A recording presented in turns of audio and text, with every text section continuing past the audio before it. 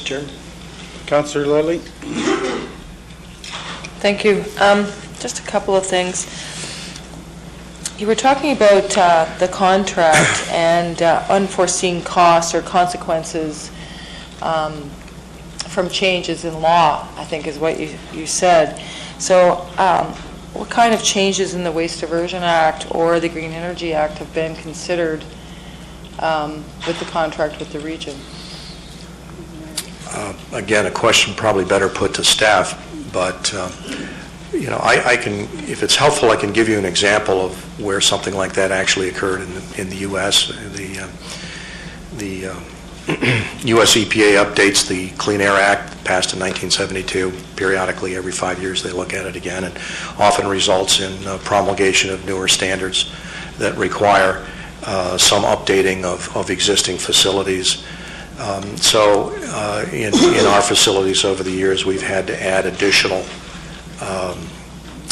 usually emissions controls equipment, more reduction of NOx, for example, and that sort of thing that has not necessarily been a huge capital cost. It has impacted incremental operating costs in order to keep the facilities compliant with current law. Okay, and because we're asking for a higher standard than what's regulated right now, what would your reporting be like then to a regulatory agency that actually has a lower standard, and how would we enforce that higher standard? Well, I think the logistics of all that hasn't been sorted, but it would have to happen. Yeah. Good question, because I'm still waiting for that to be sorted. Also, I think at the beginning of your presentation, and maybe you were talking generally about some of your facilities in the U.S., but you're talking about capturing metals and reclaiming materials. Yes. And recycling it. Would that be happening in Durham? Because Yes. So we're going to sort?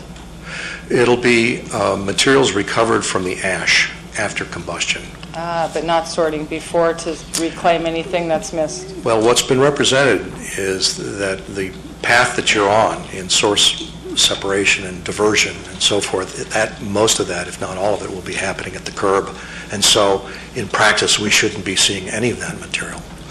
We just tried a clear bag pilot project, and it really didn't increase. We just had the report where you were aware that it really had no increase in our recycling, maybe in our organics, but not in our recycling at all.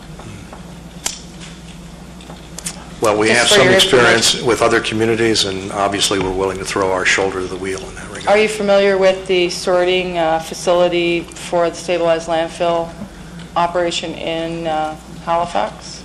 No, not in any detail, no. Okay, thank you. Anyone else?